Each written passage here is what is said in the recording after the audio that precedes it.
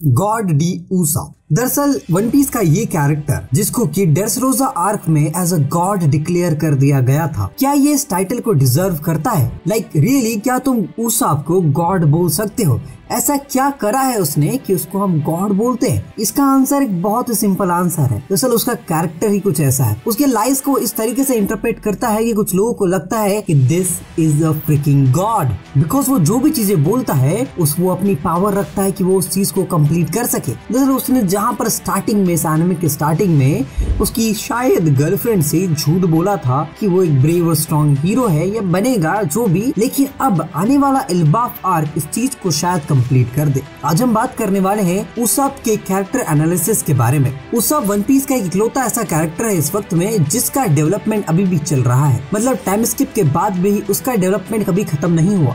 वो अभी भी वैसा ही फट्टू है जैसा कि वो पहले फट्टू था, लेकिन अब थोड़े एक्सेप्शंस के साथ में। अब वो ज्यादा फोकस कर पाता है उसकी फाइटिंग स्किल्स पर, ज्यादा इंटेलिजेंट है ऐसा मुझे लगता है। इस एनिमे और मांगा को पढ़ते हुए कई ऐसी चीजें करता है जो कि पूरे के पूरे टीम मेंबर्स, मतलब पूरी की पूरी स्ट्रॉ हैट मिलके भी नहीं कर सकती। इसकी कुछ बेस्ट एग्जांपल मैं अगर आपको दूं तो आपको याद होगा वो 10 टन उठाने का। या आई नो वो फेक है बट लोगों को तो लग रहा है ना कि वो रियल है, मतलब उसके एनिमीज को। दैट्स द थिंग, ये जो कर सकता है वो यही तो है, लोगों को एक तरीके से इमेजिन करवाना। ये एक पावरफुल कैरेक्टर है, ये कोई और कैरेक्टर नहीं कर पाया अभी तक। लाइक लिटरली कोई भी कैरेक्टर नहीं कर पाया। लूफी को अपने आप को पावरफुल बताने के लिए काइडो जैसे कैरेक्टर को हराना पड़ा। जोरो को अपने आप को पावरफुल बताने के लिए मिहोक को हराना पड़ेगा। सांजी को अपने आप को पावरफुल, एक सेकंड नहीं, he is a fucking simp, nothing. पर वहीं पर जिम्बे एक ऐसा कैरेक्टर जिसने अपने आप को पावरफुल बताने के लिए तो छोड़ो, उसने आपको प्रूव करने के लिए बहुत कुछ करा है। लेकिन वहीं पे उसॉप आता है। पर्सनली लेवल पे देखिए, उसके इंटरनल लेवल पे तो उसने कुछ ज्यादा अपने आप को डेवलप नहीं करा है, लेकिन अगर एक एनिमी के पर्सपेक्टिव से देखे तो उसॉप लिटरल गॉड लगता है, जो कि बहुत सारी ऐसी चीजें कर सकता है जो कि उसके टीममेट्स भी नहीं कर सकते। इस एनिमे की शुरुआत से ही उसॉप का कैरेक्टर एक झूठा, मतलबी, सेल्फिश, मक्कार इस टाइप का रहा है। लेकिन अभी एपिसोड 1000 के बाद तुम ऐसा बिल्कुल भी नहीं कह सकते कि वो झूठा है एक्चुअली। मक्कार और मतलबी ये दो चीजें अब उसके अंदर नहीं रही। जहाँ पे झूठ बोलना पहले उसकी मजबूरी थी इस एनिमे के स्टार्ट में, आज झूठ बोलना उसकी एक पावर है। मतलब he uses lies as a weapon, जो कि लिटरली एक बहुत ही बड़ा वेपन है। अगर इसको तुम ढंग से यूज कर सको तो इवन तुम वर्ल्ड गवर्नमेंट को चूतिया बना सकते हो। वर्ल्ड गवर्नमेंट छोड़ो, तुम पूरे के पूरे वर्ल्ड को चूतिया बना सकते हो। दरअसल इसका बेस्ट एग्जांपल तुमको रियल लाइफ में मिलेगा। तो कई सारे चोर, थीफ और बहुत सारे ऐसे लोग हैं जो कि झूठ बोलकर उनका काम करवा लेते हैं और उनका काम हो भी जाता है इससे पहले कि पूरी दुनिया को पता चले। न जाने वो लोग कहाँ बैठे होते हैं, क्या एंजॉय कर रहे होते हैं। ऐसी सेम स्ट्रैटेजी ओडा ने उसॉप के लिए अपनाई है। अगर मैं किसी गॉड के बारे में बात करूं मैथोलॉजी में जो कि झूठ बोल करके अपना काम करवा लेते हैं, तो इसमें यार एक बेस्ट एग्जांपल होगा लोकी। दरअसल कोई झूठ नहीं बोलता है, लेकिन इसका जो मिसचिफ करना है वो एक तरीके से इसका लाइज ही हो गई। कई बार लाइज बोल करके चीजें मैनिपुलेट कर देता है आगे पीछे से। और भी कई सारे गॉड्स है जो कि झूठ बोलते थे और उन लोगों ने कई सारी चीजों को चेंज कर दिया है।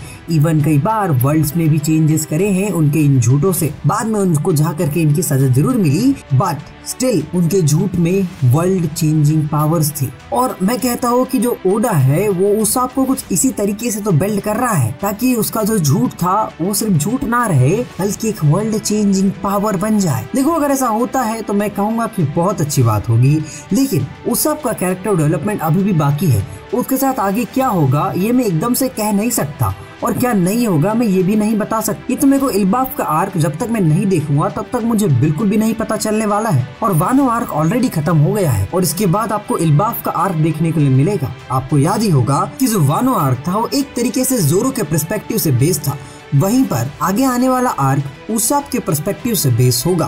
दरअसल ओडा ने उसॉप को कभी भी कोई ढंग से स्पॉटलाइट नहीं दी है एक्सेप्ट फ्यू सीन्स, जहां पर उसको एक पहला तो वो सीन था जहां पर उसको गॉड डिक्लेयर करा गया था।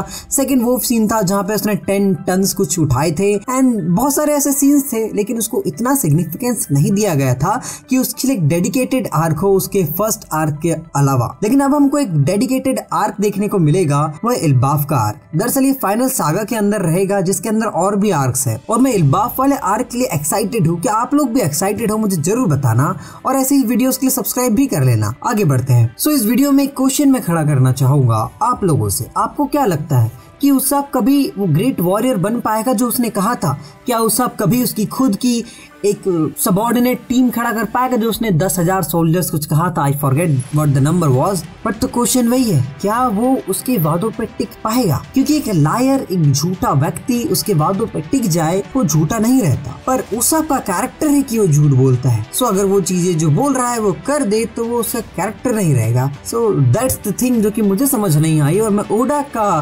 पर्सपेक्टिव का वेट कर रहा हूँ कि वो मुझे क्या बताते हैं इस कैरेक्टर के बारे में और किस तरीके से इस कैरेक्टर को और थ्रिलिंग और एंटरटेनिंग और ज्यादा ओपी बनाते हैं। और मुझे गॉड डी उसाप का ये टाइटल गॉड, मुझे ऐसा लगता है कि वो इसको डिजर्व करता है, क्योंकि भाई चाहे जो हो जाए इस कैरेक्टर का अपना खुद का एक सेपरेट फैन बेस है वन पीस के अलावा। सो मैं मिलता हूँ किसी नए वीडियो में किसी नए कैरेक्टर के ऊपर बात करते हुए, तब तक के लिए बाय बाय।